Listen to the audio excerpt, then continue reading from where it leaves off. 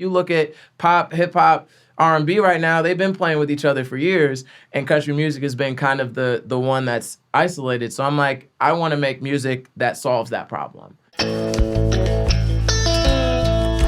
Welcome, Breland, to Country Heat Weekly. Woo! Yeah! Am I allowed to cheer? I can't cheer. Always. Okay. We are so excited to have you here. We've been talking about this for a while.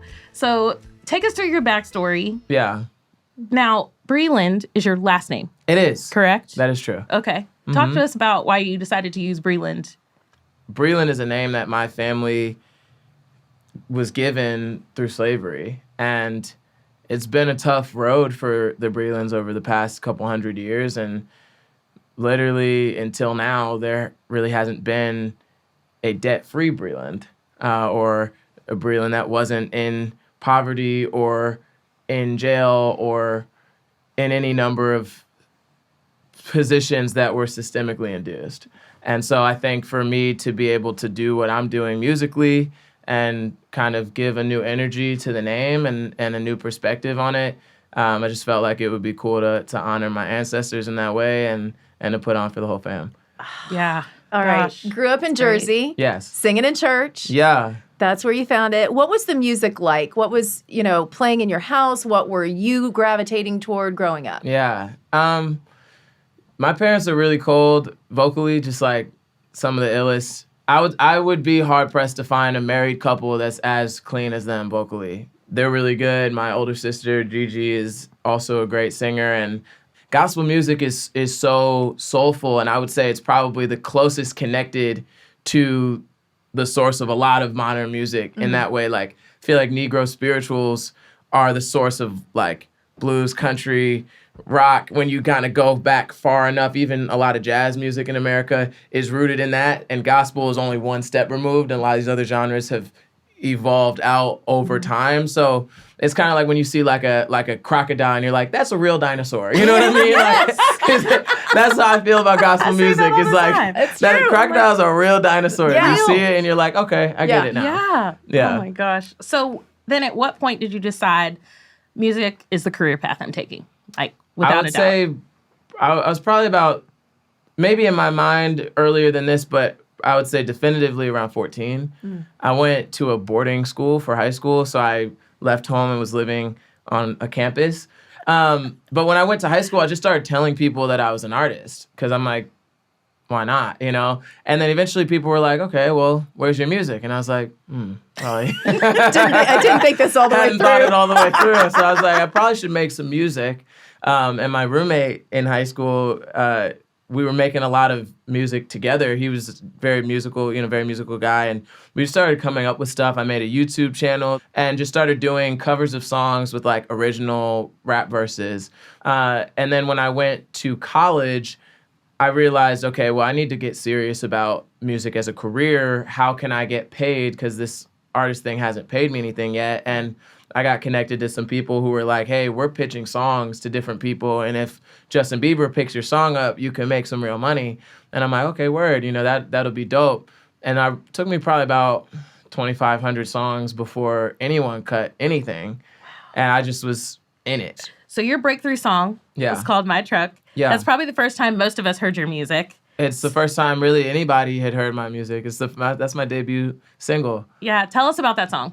Really what it was is I was in the studio all day waiting on this artist to come to the studio, and she just kept hitting me and being like, sorry, I'm running like an hour late. I'm running an hour late. And then eventually it was 10 p.m. And I was like, girl, I've been here for 10 hours waiting for you to come to the studio, and you never showed. So I was just kind of like bummed out, and I was like, I'm out of here. And my friends were like, come on, man, like, you can't leave the studio on that note. Like, you got to make something. And I was like, all right, like, let's make something. But if I make something, I want it to be totally different. And so it was kind of like, we were just in a space where we were thinking outside the box. I was like, I want to make a song that has like some country flavor to it.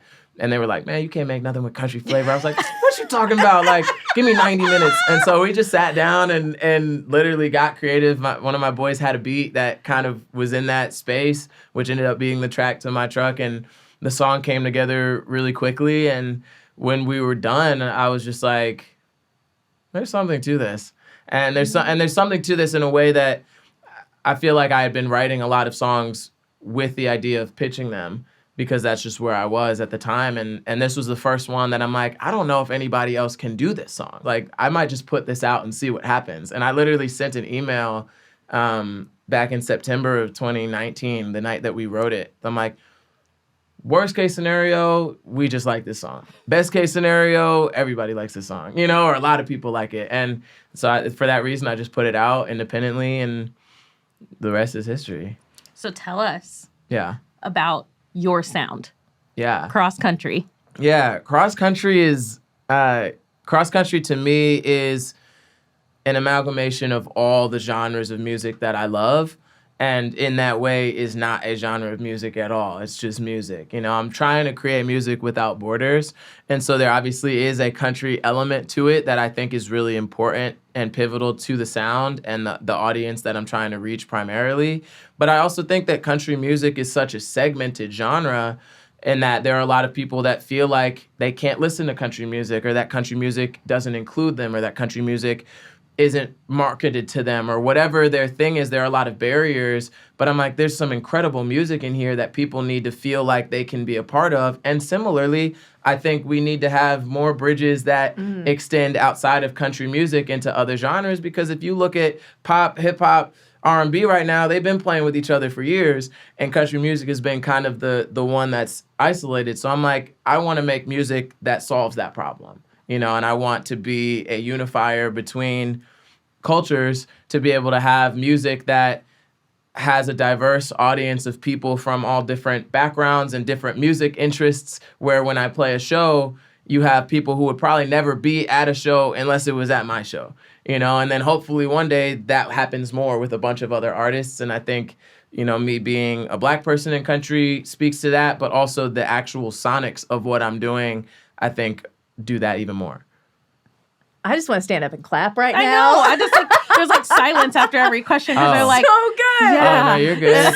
So good. And you've been named Amazon Music's next breakthrough artist. Talk about it. Okay. Woo! You've been named Amazon Music's next breakthrough artist. Sort of Yes. like a stamp of approval, saying not only do we believe in what you're doing, that Yeah. we want to help support it, we want to get behind you in any way possible.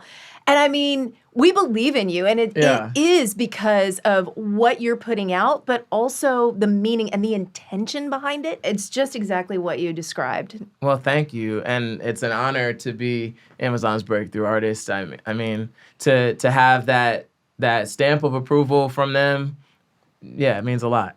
And we should mention, this is a pretty elite group. Yeah. Because the last country artist named breakthrough was Gabby Barrett. Yeah. And that was well before she had a record deal. Wow. So it's all worked out pretty well for her. Amazon's ears are to the street. Yeah. For That's what we're sure. doing. They know what's going on. Right, and you have a song right now on our Country Heat playlist with Dierks Bentley. We've heard Dierks' version of how he connected with you. He randomly saw an article on you in the local paper. So we want to hear your side of the story. Like, what did he just call you? Did he text you? Yeah. He slid in your DMs? How did this happen? I got a text. I got a long text that said, "Hey man, this is Dierks Bentley, country singer." He did not. No, He did bro, not. Did he really? I still have it. Boom. "Hey dude, Dierks Bentley, country singer and big fan of yours, man." Boom, boom, boom. He goes on. I'm like, dude, I already know who you are. And you don't have to do that. But he invited me over to the studio because he had this song with Hardy, and he was like, "I think you could add something to it." And so I was like, awesome. And so I showed up, I think it was literally that night, and he played me the song. I was like, oh, this is a jam. And about probably 12 minutes later, I had my verse, and that exposure is massive. And then to be on the road with him this summer, playing a bunch of shows as a completely new performer. My fourth show ever was in front of 10,000 people at an amphitheater with Dierks. But he definitely opened a lot of doors. Yeah. So here, I have to go back for a second, because you said that you walk out on stage, 10,000 people. First of all, where did you anchor yourself? Because I can't imagine like the butterflies and the nervous and the energy and all the things that are happening all at one time. I was definitely a wreck before that show. I've historically, not recently, let me just preface that, not recently, but historically in my life, I have peed my pants on stage. And that is something that has happened to me more than once, okay? There's no shame. When I was 7 years old, I was singing, but it was like some statewide talent show.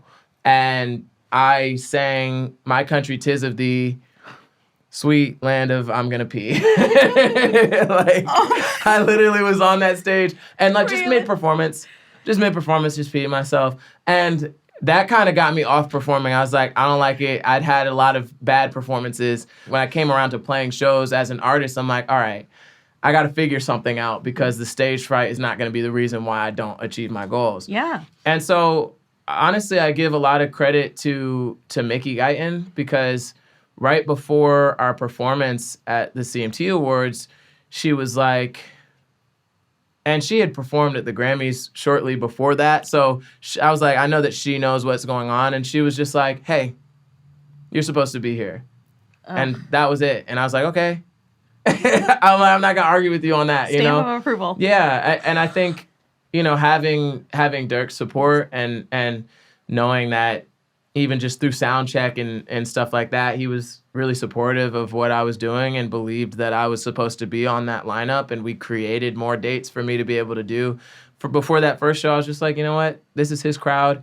He's here. He believes that I can do this. And that meant a lot. So just kind of keeping that in mind every time I go on stage. And also, what's the worst thing that could happen? I'm like, I peed my pants before. What's the worst thing that could really happen to me right now? All it takes some of the pressure off. up from here. Never again. It can't get that bad. We love you so much. Yeah. We So really, much. really do. Please come hang with us again. Oh, I'm going to be here. We love it. Breland, everybody. Country Thank Weekly. you so much. Thank you. Congrats, man.